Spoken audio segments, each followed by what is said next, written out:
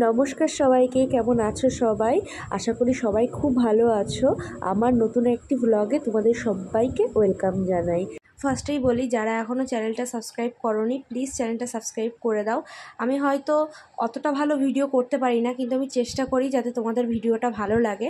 তো দেখো, আজ আমরা বেরিয়ে গেছি দুজনে মিলে কিছু কেনাকাটা করার জন্য।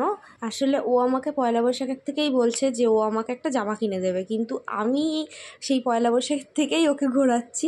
তাই ওর রাগ হয়ে গেছে যে ও নাকি আর কোনোদিন আমাকে কিছু কিনেই দেবে না। তা আজকে বললাম যে না না চল, আজকে আমি ফাঁকা আছি।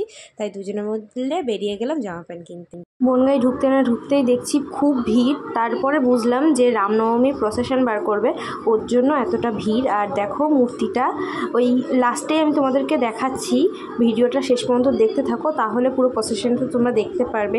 আর আমার নর্মাল ছোটোখাটো দোকান থেকে কিছু কেনাকাটা ছিল, বাড়ি পরা কটা গেঞ্জি নিয়েছি, সেটা তোমাদেরকে পরে দেখাচ্ছি, ভিডিও করা হয়নি। তারপরে চলে গেছিলাম মেলার মধ্যে, আর মেলাটা ভাঙা মেলাই ছিল, চৈত্র সেলের মেলা। তো আমি ওকে বললাম যে চল একটু দেখে আসি কেমন কি জিনিসপত্র বসেছে। তো অর্ধেক দোকান খোলা ছিল আর অর্ধেক দোকান বন্ধই ছিল, তাও আর সেরকম একটা ভিড়ও ছিল না মেলার মধ্যে। একটা লাইট ল্যাম্পের দোকান ছিল, যেটা আমার খুব পছন্দ হয়েছিল, কিন্তু দামটা খুব হাই বলছিল। আর এখানে ওই যে মাকে পুজো করা হয়েছে, আর মঞ্চ করেছিল, অনেকে নাচ গান করছিল। আর এখানে আমি আমার হাতে যে গার্ডারটা পরা, ওই ধরনের গার্ডারই খুঁজছিলাম, তা অনেকটা হাই দাম বলছিল, 30 টাকা। তো আমি লাস্টে ওই বাটারফ্লাই ক্লিপগুলো নিয়েছিলাম, কেমন হয়েছে জানিও, ওটাও 30 টাকা দামই নিয়েছে। আর এখানে আমরা দুজনে বলছিলাম যে এখন ভাঙা মেলায় দাম আর কমাবে কি, একই দাম রেখে দেয়। আর এখানে 10 টাকার জিনিস 30 টাকা চাচ্ছে।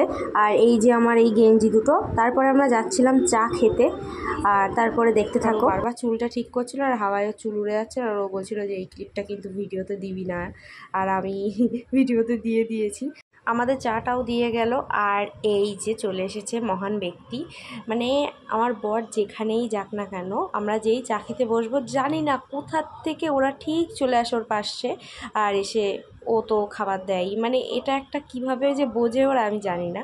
আর এই দেখো সেই রামনবমীর প্রসেশনটা, এই মূর্তিটা কতটা মিষ্টি দেখো, আমার তো এই মূর্তিটা সব থেকে সুন্দর লেগেছে। আর কত লোক, তোমরা পুরো ভিডিওটা না দেখলে বুঝতে পারবে না, তো দেখতে থাকো।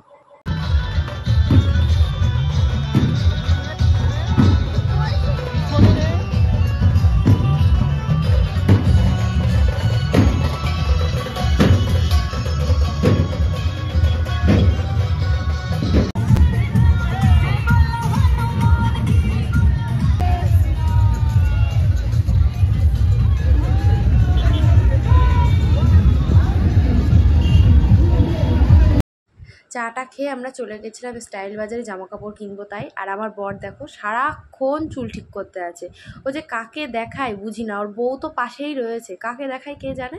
যাই হোক, এখানে আমরা প্যাকেটটা সিল করে চলে যাচ্ছিলাম ভেতর দিকে, আর ওই কাকুটা দেখছিল, ভিডিও করছিলাম তাই।